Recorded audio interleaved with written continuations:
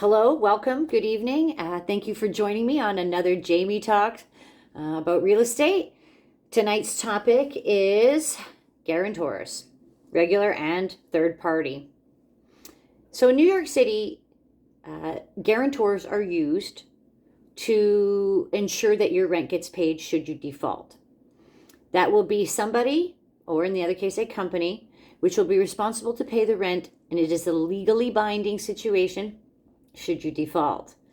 Some people like to refer it as co-signing, that you'll see sometimes in other states, but this has a stronger legal impact. Okay. So why might you need a guarantor, or you've applied to an apartment and a landlord has answered with, you need a guarantor? Perhaps your credit is low. Landlords are looking for credit that is 700.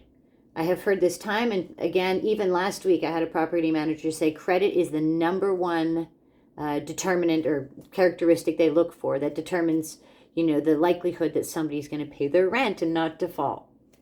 So that's what they're looking for, whether that's even true or not. Okay, but that's the belief. Okay, so 700 credit is that benchmark. Okay, so if you need a guarantor, maybe you have credit that's below 700. Maybe you've been through situations that have decreased your credit. Maybe you're an international student who doesn't have credit, or a diplomat from another country. Maybe you have no established credit. So there's a number of categories there that would make a landlord wish for you to have a guarantor in order to apply. Okay. The other characteristic that landlords look for is that you are making 40 times the gross rent per annum. So if an apartment is $2,000, he or she is going to be looking for you to make $80,000 a year.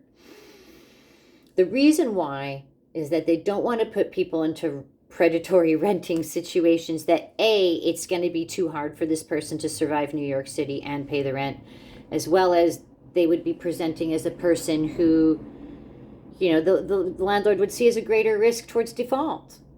So this benchmark of 40 times the rent and 700 credit are pretty much held universally across the board here. And in order to adhere to, the housing fairness laws, all clients get treated the same. So they stick to them. So let's discuss the two kinds of guarantors that you can have. The first one is your traditional guarantor. Most landlords accept a regular guarantor who is typically a friend or family member. I highly recommend that you pick a family member that is close to you, typically a parent, perhaps that has been in a financial role with you of support in the past. That'll give you the strongest presentation. If you pick a friend who lives in California, I don't think that looks as enticing to a landlord. A guarantor, in this case, is going to have 80 times the rent in earnings per annum, as well as 700 credit or stronger. The number here, 80 times, means they're going to handle your life and theirs should you default. Let's talk about the other one. This is the one that people find interesting. It's called a third-party guarantor, and I jokingly call it buy a dad. All right. What you're doing here is you're submitting your information to a company that is going to, for a fee, act as a guarantor for you. And if you default, they're going to pay the rent. Okay. Again, students and internationals, this works well for them. And what they're going to do is, you would go on one of their websites and you would give your information, and it pops out with some sort of algorithm, and it makes you an offer. It'll say, we will back you for an apartment up to $2,000 for the cost of this much money. You don't have to accept the offer, but you can hold on to it, and it's usually available to you for a certain amount of time, perhaps while you shop. All right. What are the companies you typically see here?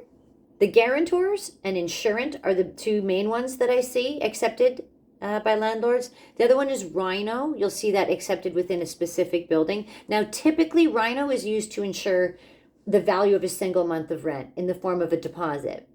So if renting an apartment is expensive for you, some landlords or buildings permit people to use Rhino to pay perhaps 15 or 20 bucks a month so that you don't have to have a deposit. You don't get a deposit back at the end of your term, but you don't have to pay one. Okay. But if you were to purchase multiple months of Rhino, that would basically be the same as insuring 12 months. And I've seen a landlord do this, and I had a client do it successfully. So let's say you have a third-party guarantor. What is the best angle for, and even a guarantor right now in this market, what is the best angle for you? And I would say that would be to find a rental agent who's worked with this before and has clients who have successfully gotten their apartments. Because not every landlord takes third-party guarantors. It's going to be your larger landlords. A landlord who just has a single walk-up with 15 units, he's very risk averse. He's not going to be interested maybe in programs like this, because if he has one renter who defaults and he doesn't believe this program is going to do what it's supposed to, he's going to feel risky about it. So you're going to want to go with an agent who understands the rental market, who knows what landlords to go to, and that accept these programs, show you apartments from them, and get you through the process. You're going to want to tell this agent your situation. If your credit is exceedingly low and you think there's a chance you might not get accepted, I would try online to get approved first. But if you have anything reasonable, 600 credit, you'll get accepted. Tell the agent your situation, all right? This is going to save you a lot of time, hassle, the agent's time, setting up appointments, getting access, visiting them. And then you find out, oh, I can't with, insurance, I can't rent any of these. Lame. So it saves everybody a lot of time. You're going to want to go with an agent for another reason, is that landlords love to deal with agents. They tend to prefer apps that come from real estate agents. They're organized. They present the client in the best light. Their agent is, guiding them through the process and making it less of a hassle. And it's good for you to be represented in a rental transaction. This agent is going to go to bat for you. And when the landlord asks the hard questions, they're most likely going to do a great job of answering them. So when you're coming to a landlord with a third-party guarantor in this climate, where there are multiple applications, competitors,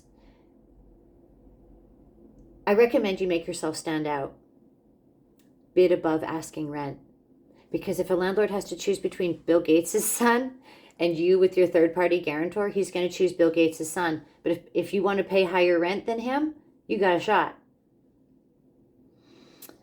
So it's a rough rental market, and New York is an expensive place. Just accept that fact. What I want you to do is overcome your rental housing needs so that you can get on with achieving your goals here in New York City. And if getting a guarantor or a third-party guarantor is the only thing standing in your way, well, then it's time to get that New York hustle on and make it happen. I want you all know that I'm rooting for you out there.